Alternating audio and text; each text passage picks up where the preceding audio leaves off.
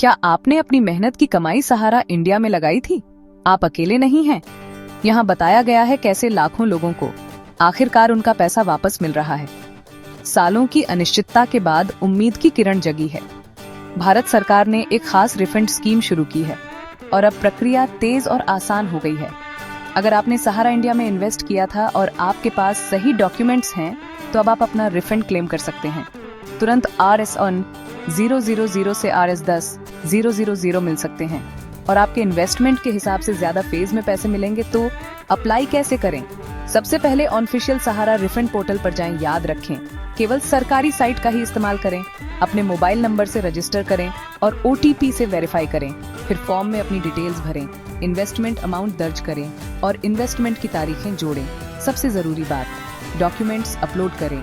Original सहारा रसीदें, investment certificate, आधार, pan, bank details पक्का करें कि हर डॉक्यूमेंट साफ और पढ़ने लायक हो। सबमिट करने से पहले किसी भी गलती के लिए दोबारा चेक करें। सबमिट के बाद आपको एक एक्नॉलेजमेंट नंबर मिलेगा, इसे सेव कर लें। सरकारी अधिकारी आपकी डिटेल्स वेरीफाई करेंगे और अगर सब कुछ सही मिला तो लगभग 45 दिनों में ट्रांसफर। कोई एजेंट नहीं, कोई छिपी हुई फीस नहीं, सीधा फायदा सीधे आपके बैंक में ट्रांसफर। अगर आप एलिजिबल हैं तो अभी कार्रवाई करें। पूरी जानकारी और अपडेट्स के लिए ऑफिशियल पोर्टल चेक करें, लिंक डिस्क्रिप्शन में है। सुरक्षित रहें, सूचित रहें और आज ही अपना पैसा वापस पाएं।